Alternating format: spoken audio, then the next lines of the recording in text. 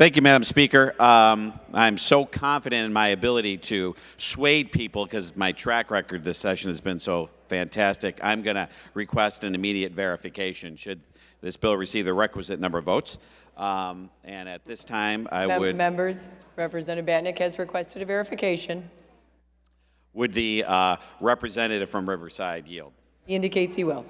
Representative, I knew something was up when you walked by and you had a coat and tie on. I know. And didn't want to make eye contact with me. It's been going back and forth that we're supposed to trust that we're not going to change rates yearly. Is that correct? Mark, I've been down here 10 years. I have seen 2 Illinois income tax increases, one of which was only necessary because we let the first one sunset.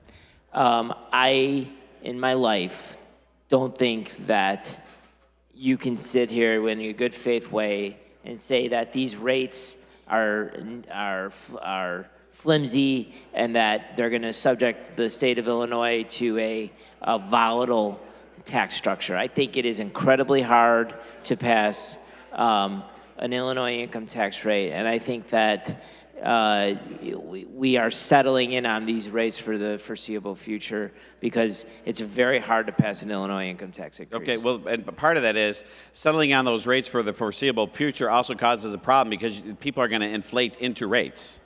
I mean, if you're going to do something that was honest, you would actually have an inflation adjuster in there, like the. Yeah, and if you did that, Mark, then I think we would be accused of politically allowing for rates that are higher than what we're putting on paper. Well, so it would be the opposite. It would be a reduction. It would be the brackets would go up every year, right? So you do it the way the federal government does, because eventually $250,000 a year is going to be poor.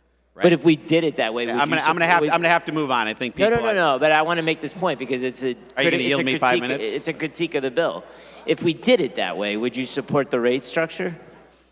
I'm a flat taxer, but this is an important tweak of the plan about how it affects the middle class. Did the House have input in the rates? Because it seemed like what the Senate just dropped, all of a sudden, here are our rates. We're going to take up what the Senate decided. We had numerous conversations with the Senate. Myself, the Representative Martwick, and Leader Turner.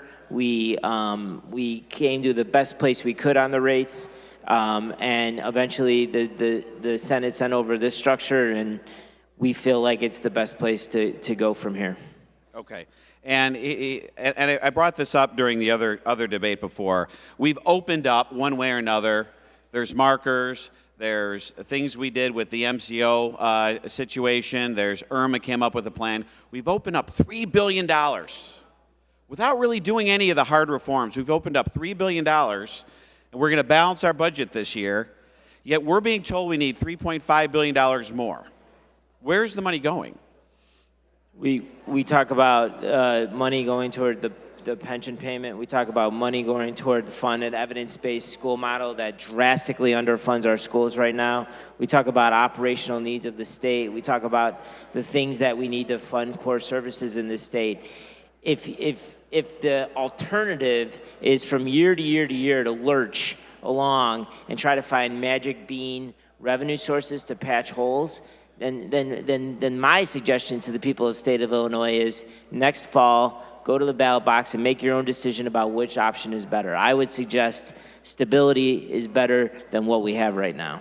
Okay, Representative, you mentioned pensions, and I know another one of my colleagues brought this up. We have found, opened up, and if this passes in a short window of time, $7 billion, approximately between $6 and $7 billion on a roughly $40 billion budget. It would have taken $2.4 billion to flatten out the pension wrap and provide real relief, like in my district, 15 to 20% relief on property taxes. I mean, that was a proposal I filed. That was a proposal I made a video on and talk a lot about. What we're talking about doing is we're talking about putting $200 million towards a $135 billion unfunded pension liability. As I mentioned in the other debate, that's like putting $1.67 a month towards a $13,500 credit card bill. That's not an honest, serious way to help the middle class. And I'm going to have Representative Severin maybe yield me some time. Representative, your time's come to a close. Representative Bryant, I'll yield my time. you'll yield your time to Representative Batinick. Thank you. The frustrating part about that is I had a lot of people ask me, well, where are you to come up with $2.4 billion? And I would show different ways to come up with 2.5. A 15 to 20% property tax reduction. The biggest two issues we have, high property taxes and our unfunded pension liability. We find almost $7 billion and we're throwing $200 million to it. And by the way, the governor's original plan was to skip pension payments to the tune of $900 million a year. And he hasn't projected out what he's doing with the pension payment next year and the year after. So we have all this revenue that we're coming into, and it's for new spending, and we haven't addressed the cost. We have not addressed the cost drivers. I mean, one of the most. Well, I feel the need to respond as a person who voted for Senate Bill 1 in 2013 and was a member of a caucus who put a pro rata share more votes on that bill than your side, respectfully, and that's not a critique, it's the fact. We put our marker down on pension reform in 2013 to the political risk of a lot of our core constituencies who have earned a benefit and feel like it was deserved paid. That bill went to the Supreme Court, and all the people that insisted that pensions were the problem of this state, that they were the bile that were causing this state, when that bill went to the Supreme Court, not one of them raised a whisper to suggest that bill was a good bill. So now here we are, 5 years later, we're struggling with these problems still, and we're being told, yeah, but if you just fix the pensions, things will be all right. Respectfully, Representative, I did try to fix the pensions, and I didn't get any help from the very people who claim it's the problem right now. So you're saying pensions aren't a problem because now you have the money. The way to fix the pensions is to start funding it instead of skipping it. $7 billion. I had my kids down the other day, one in Mississippi, one in Missouri. And here's the frustrating part about that. When Governor Pritzker was elected, I said, you know what? Republicans don't like tax increases. But if the governor's actually going to take things seriously, and if they raise taxes for the purpose of fixing property taxes and stabilizing pensions, you know what? If you decide to stay in Illinois, you decide to stay in Illinois. The state's going to be around. I was just saying to my colleague, what well are you going to go after when this doesn't work, when the next recession doesn't hit, and we're still not addressing pensions? And you just whispered it to me, the middle class. That's why the rates are going to change. There's almost $7 billion worth of open up revenue, and it's like we're, a young kid that hit the lottery and went to Vegas. There's been no restraint. There's been no seriousness in making this a better business climate for the state. Representative, that's fundamentally untrue. We passed Medicaid reform when we were asked to pass Medicaid reform. We passed pension reform when we were asked to pass pension reform. We were asked to make this state a better place for education.